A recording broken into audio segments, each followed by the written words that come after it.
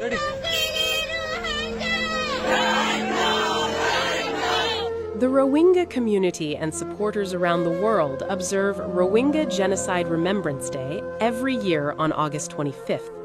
This year marks the 9th anniversary of the brutal military campaign launched by Myanmar's armed forces in 2017. More than 700,000 Rohingya, members of an ethnic and religious minority, were forced to flee to Bangladesh to escape the violence. Following an extensive, evidence-based review, the U.S. government subsequently determined that the Myanmar military's campaign constituted genocide and crimes against humanity. 9 years on, the suffering of the Rohingya in Myanmar has not ended.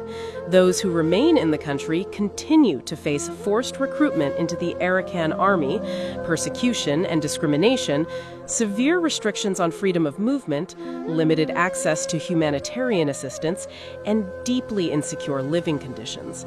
At the same time, the escalating conflict between ethnic armed organizations, EAOs, and the increasingly weakened Tatmadaw has created new and serious risks for Rohingya civilians. In Rakhine State, allegations of repression and attacks against Rohingya civilians by the Arakan Army, AA, also continue. The UN Office of the Coordination of Humanitarian Affairs, OCHA, has stated that the recent violence is part of a broader and intensifying conflict in which civilians are not being adequately distinguished from combatants. This has deepened fears among the Rohingya that the horrors of 2017 could once again be repeated. The UN Office of the High Commissioner for Human Rights, OHCHR, has called for an immediate end to the violence and for the protection of all civilians.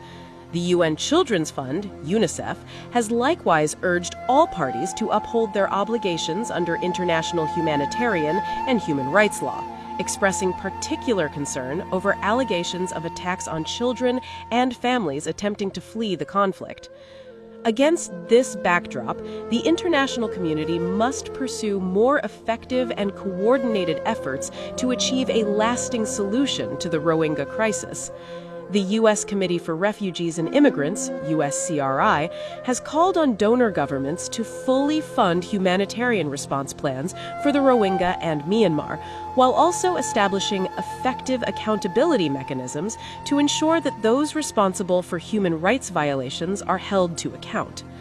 9 years on, the Rohingya genocide is not simply a painful chapter of the past. Amid continuing persecution, violence, and uncertainty, its wounds remain painfully open.